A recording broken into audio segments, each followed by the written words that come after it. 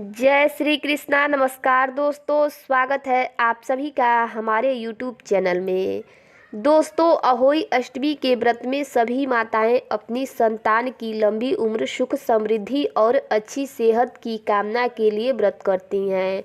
दोस्तों, इस व्रत में कथा सुनने का बहुत महत्व है। इस व्रत से जुड़ी हुई एक बहुत ही प्राचीन कथा है जिसका बहुत महत्व होता है।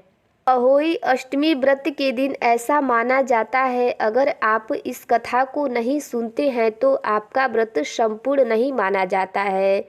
इसीलिए आज के वीडियो में मैं आपके लिए इसी कथा को लेकर आई हूँ। बहुत ही ध्यान से आप इस कथा को सुनिएगा।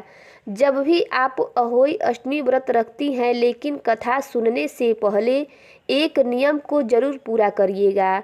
वो नियम ये है कि कथा सुनने के समय आपको अपने हाथ में 7 अनाज के दाने लेने हैं। चाहे वो 7 प्रकार के अनाज हो, चाहे चावल हो या गेहूं, 7 दाने आप अपने सीधे हाथ में लीजिए और इस कथा को सुनिए। तो चलिए कथा को शुरू कर लेते हैं। कथा को शुरू करने से पहले आप लोगों से एक रिक्वेस्ट है, जो हमारे चैनल पर नए हैं, चैनल को सब्सक्राइब कर लीजिए, बेल आइकन को प्रेस कर दीजिए ताकि आने वाली न्यू वीडियो की नोटिफिकेशन आप सभी को मिलती रहे। वीडियो अच्छा लगे तो वीडियो को लाइक और ज़्यादा से ज़्यादा शेयर करिएगा। चलिए दोस्तों, मैं आपको कथा सुनाने जा रही हूँ, ध्यान से सुनिएगा। प्राचीन काल में एक साहूकार था जिसके 7 बेटे थे और 7 बहुएं थी। साहूकार की एक बेटी भी थी जो दीपावली में ससुराल से मायके आई थी। दिवाली पर घर को लीपने के लिए 7 बहुएं मिट्टी लाने के लिए जंगल गई, तो ननद भी उनके साथ चली गई। साहूकार की बेटी जिस जगह मिट्टी काट रही थी या खोद रही थी, उस स्थान पर स्याहू यानी शाही अपने 7 बेटों के साथ रहती थी।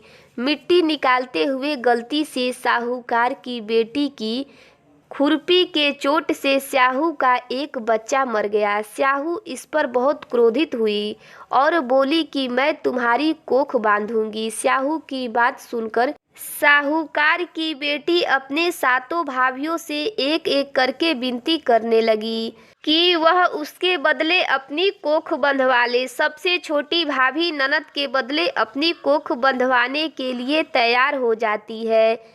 इसके बाद छोटी भाभी के जो भी बच्चे होते हैं वे 7 दिन के अंदर मर जाते हैं। 7 पुत्रों की इस प्रकार मृत्यु होने के बाद उसने पंडित को बुलाकर इसका समाधान पूछा। पंडित ने कहा कि तुम सुरही गाय की सेवा किया करो। पंडित की बात सुनकर छोटी बहू ने सुरही गाय की सेवा करना प्रारंभ कर दिया। वह प्रतिदिन सुबह सवेरे उठकर गाय के गोबर आदि साफ कर देती थी। गाय ने अपने मन में सोचा कि यह कार्य कौन कर रहा है, इसका तो पता मैं जरूर लगाऊंगी। दूसरे दिन गाय माता सुबह उठकर देखती है कि उस स्थान पर साहूकार की छोटी बहू साफ सफाई करके जा रही थी। सुरही गाय ने छोटी बहू से पूछा कि तुम किस लिए मेरी इतनी सेवा कर रही हो? तुम मुझसे क्या चाहती हो? जो तुम्हारी इच्छा हो वह मुझसे मांग लो। साहूकार की बहू ने कहा, स्याहू माता ने मेरी कोख बांध दी है जिससे मेरे बच्चे नहीं बचते हैं। यदि आप मेरी कोख खुलवा दे तो मैं आपका उपकार मानूंगी। गाय माता ने उसकी बात मान ली और उसे साथ लेकर 7 समुंदर पार स्याहू माता के पास ले चली। रास्ते में कड़ी धूप से व्याकुल होकर दोनों एक पेड़ के नीचे बैठ गए। जिस पेड़ के नीचे दोनों बैठी थी उस पेड़ पर गरुड़ पक्षी का एक बच्चा रहता था। थोड़ी देर में वहां एक सांप आकर उस बच्चे को मारने की कोशिश करने लगा। इस दृश्य को देखकर साहूकार की बहू ने उस सांप को मारकर एक डाल के नीचे उसे छुपा दिया और उस गरुड़ के बच्चे को मरने से बचा लिया।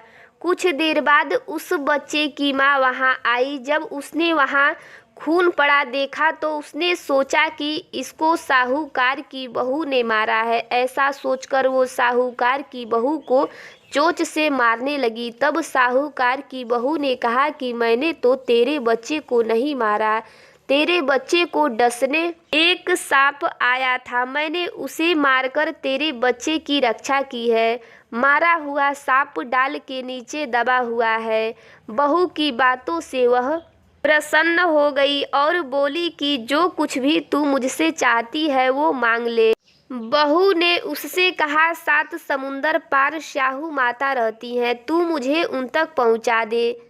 तब उस गरुड़ पक्षी ने उन दोनों को अपनी पीठ पर बैठाकर समुंदर के उस पार स्याहू माता के पास पहुंचा दिया। स्याहू माता सुरही गाय को देखकर बोलती है कि बहन, तुम तो बहुत दिनों बाद आई हो। फिर उन्हें कहती है कि मेरे सिर में बहुत जू पड़ गई है। तब साहूकार की बहू ने सिलाई से स्याहू माता की सारी जूओं को निकाल दिया। इस पर स्याहू माता बहुत खुश हो गई। स्याहू माता ने साहूकार की बहू से कहा, तेरे 7 बेटे और 7 बहुएं हो। ऐसा सुनकर साहूकार की बहू ने कहा कि मुझे तो एक भी बेटा नहीं है, 7 कहाँ से होंगे। तब स्याहू माता ने इसका कारण पूछा तो छोटी बहू ने कहा कि यदि आप वचन दे तो मैं इसका कारण आपको बता सकती हूँ। स्याहू माता ने उसे वचन दे दिया कि वचनबद्ध करा लेने के बाद छोटी बहू ने कहा कि मेरी कोख तो आपके पास बंद पड़ी है, उसे खोल दीजिए। स्याहू माता ने कहा कि मैं तेरी बातों में आकर धोखा खा गई, अब मुझे तेरी कोख खोलनी ही पड़ेगी। इतना कहने के साथ ही स्याहू माता ने कहा कि तू अब अपने घर जा, तेरे 7 बेटे और 7 बहुएं होंगी। तू घर जाकर अष्टमी की पूजा करना और उसका उद्यापन करना। बहू लौटकर घर आई तो उसके 7 बेटे और 7 बहुएं थी। वो इनको देखकर बहुत खुश हो गई।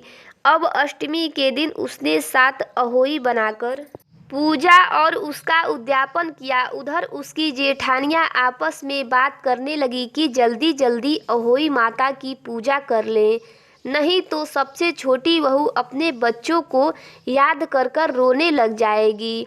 जब उसके रोने की कोई आवाज़ नहीं आई तो उसने अपने बच्चों से कहा कि जाकर चाची के घर देख कर आओ कि अभी तक वो रोई क्यों नहीं। बच्चों ने जाकर देखा तो वहाँ चाची कुछ मांड रही थी और उद्यापन और पूजा की तैयारी कर रही थी। उन्होंने जाकर अपनी माताओं को ये बात बताई। यह सुनते ही जेठानियाँ दौड़ी दौड़ी उसके घर पर आई और उससे पूछा कि तेरी कोख कैसे छूट गई। देवरानी बोली, स्याहू माता ने मेरे ऊपर कृपा कर कर मेरी कोख खोल दी। सब लोग अहोई माता की जय जयकार करने लगे। जिस तरह अहोई माता ने उस साहूकार की बहू की कोख को खोल दिया, उसी प्रकार इस व्रत को करने वाली सभी नारियों की अभिलाषा पूरी हो, उनके बच्चों की उम्र लंबी हो, सुख समृद्धि हो, इस कामना के साथ इस व्रत को किया जाता है। साथ ही इस कथा को पढ़ा या सुना जाता है। मैं आशा करती हूँ कि दोस्तों ये कथा सुनने के बाद आपका व्रत संपूर्ण होगा, आपको इस व्रत का संपूर्ण फल प्राप्त होगा। साथ ही आपके संतान की आयु लंबी होगी। अगर आप संतान की कामना करते हैं तो आपके घर में संतान जन्म लेगी। साथ ही बच्चे की सुख समृद्धि होगी, उन्हें अच्छा स्वास्थ्य मिलेगा। मैं आशा करती हूँ कि दोस्तों ये कहानी आपको ज़रूर पसंद आई होगी। वीडियो में लास्ट तक बने रहने के लिए बहुत बहुत धन्यवाद। जय श्री कृष्ण।